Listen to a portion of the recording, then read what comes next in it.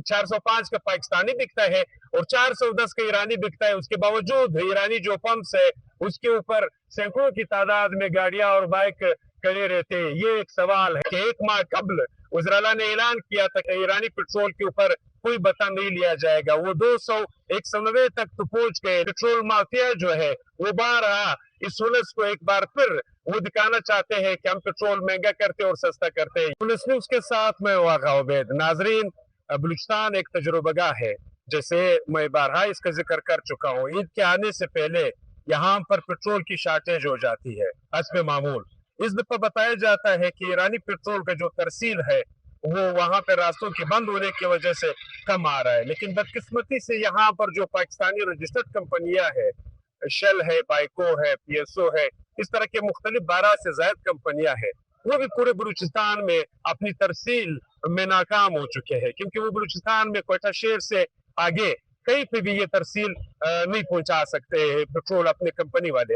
लेकिन उसके साथ साथ लोग मजबूर है। दूसरी तरफ इन कंपनियों से भी एक सवाल है कि वो टैक्स तो लेते हैं और यहाँ पर पंप जो है वो रिजर्व करवाते हैं, लेकिन उसके बावजूद कोयटा शहर में भी उनकी तरसील मुकम्मल नहीं है। यानी पेट्रोल पंपों वालों का कहना यह है कि ईरानी की बंदिश की वजह से हमारे ऊपर भी जब रश होता है तो दूसरी गाड़ी पहुंचने तक जो है रास्तों में खलल है।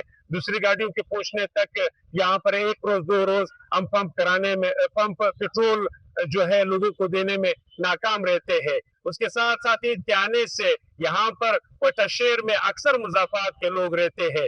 यहाँ पर पशीन किला अब्दुल्ला, मुस्लिम बाग, किला सैफला, शोक, चमन, मस्तूर, कलात और रक्षा डिवीजन वाले लोग रहते हैं। यहाँ से जाने के लिए उनको ये खदशा है कि रास्ते में पेट्रोल नहीं होगा। इसीलिए ईरानी पेट्रोल माफिया जो है एक बार फिर हजारों लीटर की मद में करोड़ों रुपए कमा रहे हैं, क्योंकि वो स्टोर करते हैं। वो जो 200 रुपए का स्टोर करते हैं वो 410 का फरोख्त करते हैं और 2 दिन का गेम होता है। 2 दिन में करोड़ों रुपए कमाते हैं। लेकिन मतलब फिर वो बाइक वाले कहे, रिक्शे वाले कहे, इनके कसर जो है, इनका जोर जो है वो सारी इस पिसे गए आवाम से निकलते हैं। एक तरफ कुर्बानी का ईद है, लोगों के ऊपर जो खर्चे हैं वो ज्यादा है, लोगों की सकत नहीं है कि वो ईद मना सके।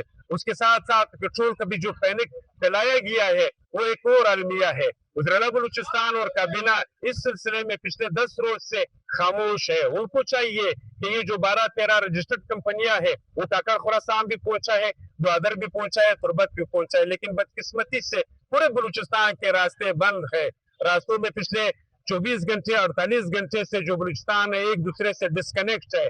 जो तंजीमों के लोग हैं वो रोडों के आए हुए हैं, लोग परेशान है। यहाँ पर हुकूमत और रियासत नाम की कोई चीज नजर नहीं आती है। नेशनल मीडिया से भी यहाँ पर लोगों को एक दरख्वास्त है कि कम से कम बलूचिस्तान को सही मानों में या ग्राउंड पर आकर के एक दफा देख करके लोगों को इनके हालात पहुंचाए जाए।